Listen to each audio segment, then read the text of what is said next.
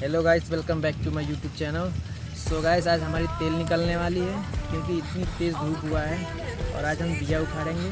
So guys, अभी मैं आप लोग को दिखा रहा हूँ कि बिया कैसे उखाड़ते हैं। लंबी वीडियो नहीं बनेगी, छोटी वीडियो बनाएंगे क्योंकि अपलोड होता नहीं।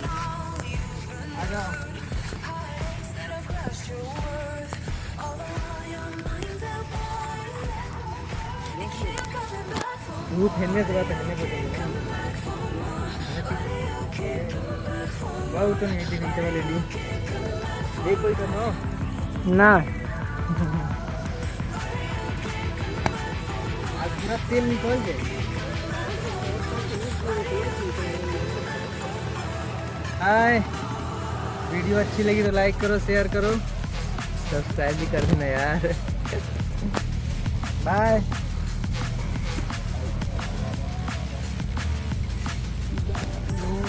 एकदम बढ़िया।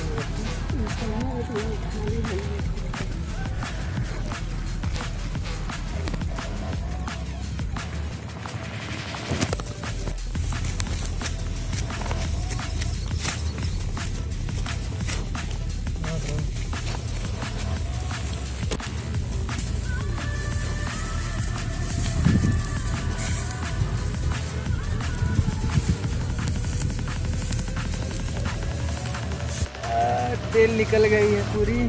अगर वीडियो अच्छी लगे तो यार लाइक करो, शेयर करो, सब्सक्राइब करो। मिलते हैं नेक्स्ट वीडियो में।